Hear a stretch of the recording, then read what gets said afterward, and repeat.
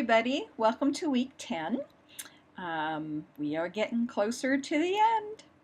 So this week, our DQ talks about being student-oriented. And in today's education, being student-oriented is critical. It basically is taking your perspective from how can I teach this well to how can the students learn this well. It's really just a different mindset. So I wanted to share with you some research that I did as a doctoral student.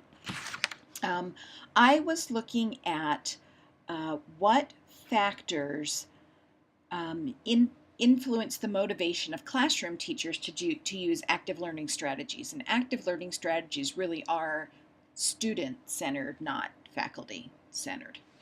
So I did a qualitative research, did some interviews, anyway, lots of information, lots of work. But basically, I found that four main themes emerged as far as how people would be motivated to use active learning strategies in the classroom. One is that they had to have some prior exposure to active learning strategies, either an instructor, they had used them, they heard about them in a conference, something. They had to at least heard about them or seen them. There had to be some support for the use of active learning strategies at the faculty member's institution. So either there was support from the dean, there was support from faculty services, there was something on campus that was a driving force to use these active learning strategies. That when they first tried using active learning strategies, that they did receive some positive feedback from students, and that they had to have a perception that this just wasn't the latest fad, but that active learning strategies really would benefit their student as far as retention of material and that sort of thing, that they could see some tangible benefit from it. So when I look at those things, I published that in 2011, and I still think that those things are true. So many of us still go back to how we were educated as a student, maybe using faculty-centered teaching strategies, and often use those when we teach our classes, or maybe we're just talking and doing PowerPoints and don't have class interaction.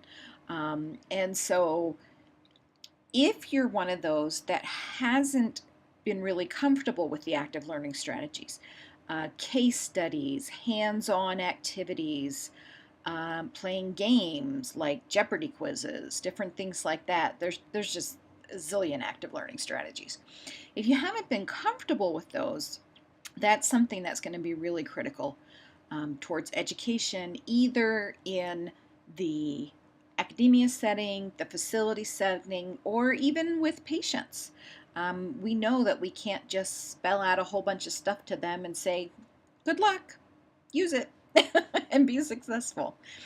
So that's a little bit of my take on active learning strategies and how we can really encourage people to use them. The other thing I just wanted to talk a little bit about, I keep telling you guys that week 13, I believe it is, we do have that test analysis paper. There is a piece of that where you have to do some statistics that were from a book that you used prior in the program. If you look in the assignments for week 13, it'll tell you what book it's from. But one of them is calculating standard deviation. And as we get more sophisticated as educators in analyzing our test results and finding out if they're valid and if they're reliable, we do have to use statistics more. Luckily, in education on the academia side, most of us have access to computer programs that'll calculate these things for us automatically. I am assuming that most of you do not have access to those programs. You still need to know how to calculate. For multiple choice exams, the KR20 is the statistic that is predominantly used for calculating reliability of multiple choice exams. Now, you're only doing exams with a small sample of students, so that can affect your reliability. And usually I try to have exams that are at least 30 questions before I look at reliability, but I want you to have some practice with doing this. So that is one thing that is not described in your text unless you had a previous statistic class where it was contained. But the text for this class and the text that's referenced in the assignment, neither one of those have the directions for actually calculating the KR20. And so I'm going to include with my post today what I think is a decent website for calculating the KR20 and giving you directions. If you just look at the KR20 slides, don't look at the other statistics slides, just the KR20 slides, and just know that you can calculate it by hand. You don't have to use an Excel spreadsheet because you only have so many people taking the test. It's not a huge amount of calculation. As part of the KR20, there is you need to calculate a standard deviation. And so I'm also including a website that'll show you how to calculate standard deviation. And if you just lower your anxiety level, take some deep breaths, and just look very slowly. The one that about the KR, only look at the slides that talk about the KR. And it gives you really specific examples, okay? And then your standard deviation, you're just looking at the standard deviation of the final test scores. So again, not a lot of numbers that you're going to have to deal with. So I found that that's the calculation that the students have the most trouble with, is getting that KR20. If you have specific questions, we can talk about it.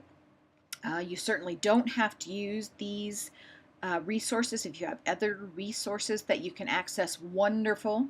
These are just two that I found that if you take your time going through them, I think they're pretty straightforward. So I just wanted to give you plenty of time to do that. I'm going to say again, if you haven't started on this assignment, I think it's a good time to do it because it's going to take you quite a while. Again, it has to be given to your peers, not to students that you're teaching in a practicum. If staff nurses are your peers, you can do that, like staff nurses at the hospital if your practicum is there, but not to nursing students. Okay, and the question, you just really follow the directions as far as how many questions. They all have to be multiple choice. Please look at the rubric. I really want to give you every chance of success on this assignment because this is the hardest assignment of the course. But I think you can really learn a lot from it if you apply yourself. And I think it is something that's very good to learn about no matter what setting that you're teaching in. Okay, so I think that's about it for this week, and I really am interested in looking to read your comments about being student-centered in nursing education. See you in the main forum.